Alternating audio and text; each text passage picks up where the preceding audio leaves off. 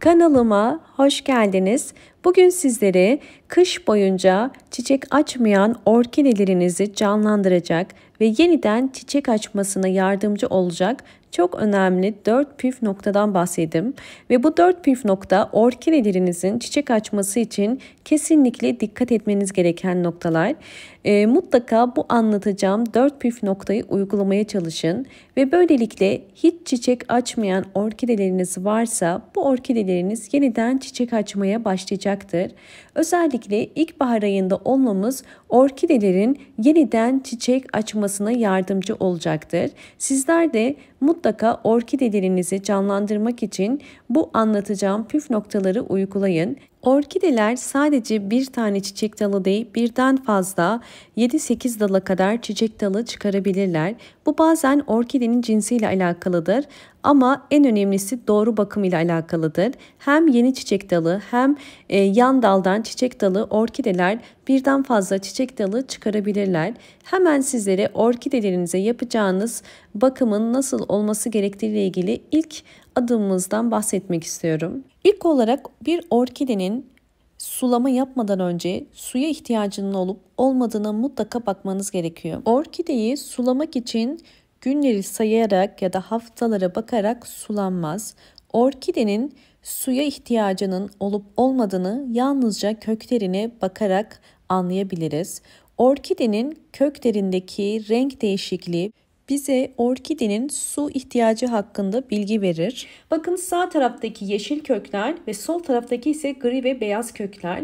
Eğer orkideniz sağ taraftaki gibi yeşil ise orkide yeterli suyu vardır ve daha fazla sulamaya gerek yoktur. Fakat sol elimde tuttuğum saksı gibi eğer orkidenin kökleri beyaz ise orkidenin sulama zamanı gelmiş demektir.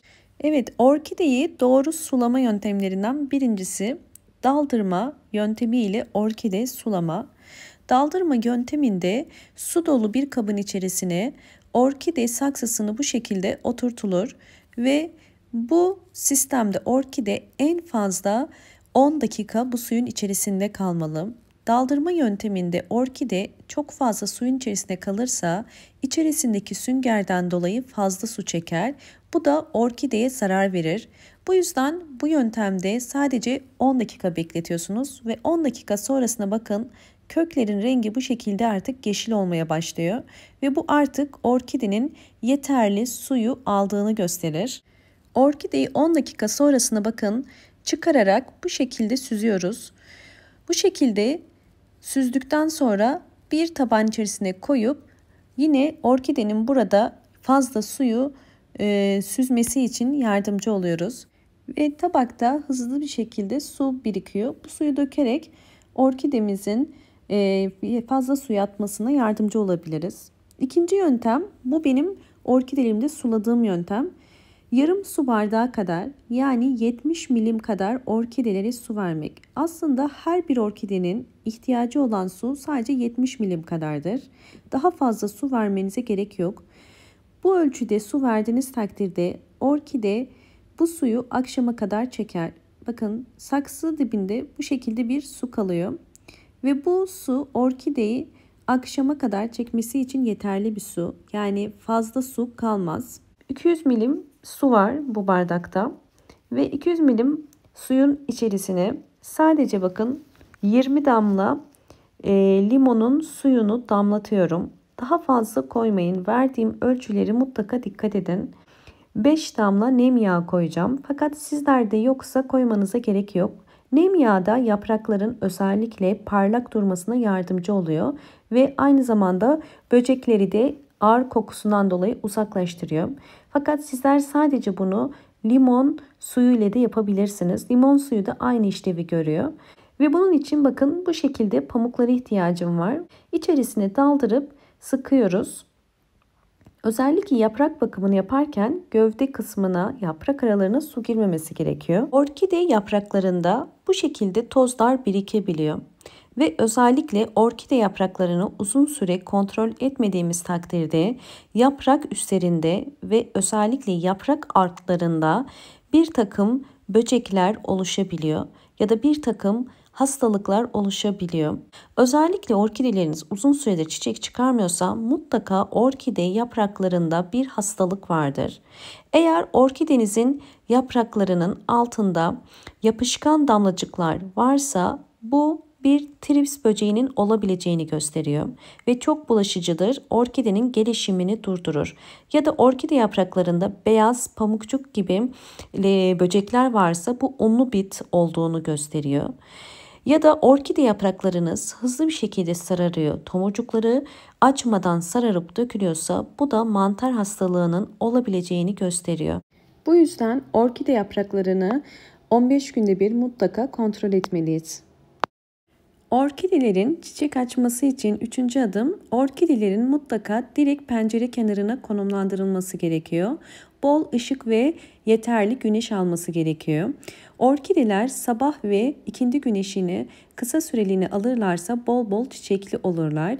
Orkidelerinizin çiçek sayısının fazla olması kesinlikle ışık ve az güneş almasıyla alakalıdır. Ama yaz ayları çok yakıcı güneşlerde kesinlikle orkidenizi direkt pencere kenarına koymayın. Bir perde arkasından pencereye yakın bir yere koyabilirsiniz.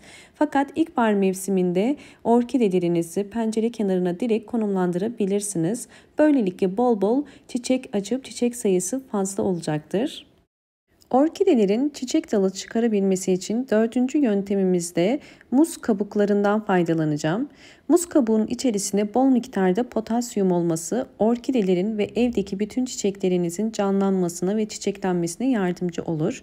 Kabuklarını soyduktan sonra küçük parçalara dilimleyeceğim. Özellikle bu yöntemi eğer orkidenizin hiç çiçek dalı yoksa bunun için kullanın. Yani yeni bir çiçek dalı çıkarabilmesi için muz kabuklarını bu şekilde bir kasenin içerisine koyuyorum ve üzeri doluncaya kadar su ilave edeceğim. Daha sonra bu karışımın ağzını kapatıp bir gece yani 12 saat bekleteceğiz. Bunu serin bir yerde saklamanızı tavsiye ederim. Evet, 12 saat bekleyen bakın muz kabuğunun suyu bu şekilde oluyor. Rengi muz kabuklarından dolayı bu şekilde görünüyor. Ve bunu süzüyorum. Süzdükten sonra geri kalan suya geçen potasyumu, vitaminleri orkidelerimize doğal bir gübre olarak kullanacağız. 20 günde bir orkidelere muz kabuğu suyunu 5 yemek kaşığı kadar verebilirsiniz. Muz kabuğu suyu gerçekten orkideler için çok mucizevi bir sıvı bitki besini. Çok iyi geliyor. Orkideler muz kabuğu sayesinde hem canlı yapraklar, hem yeni yapraklar, hem bol bol yeni çiçek dalları çıkarabiliyorlar ve çiçeklerin daha büyük ve daha güzel olmasına da yardımcı oluyor. Bakın uçtan uzamasına da özellikle çok yardımcı oluyor.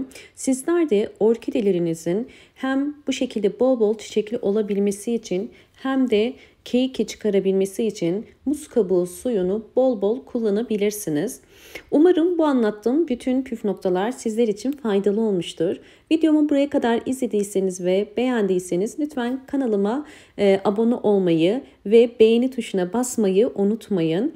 Eğer yeni videolarımdan da haberdar olmak istiyorsanız sağ köşedeki zil sesini açık konuma getirip yeni videolardan haberdar olabilirsiniz. Bol bol yorumlar yapıp yorumlar kısmında da sorularınız varsa sorabilirsiniz. Hoşça kalın, sağlıkla kalın.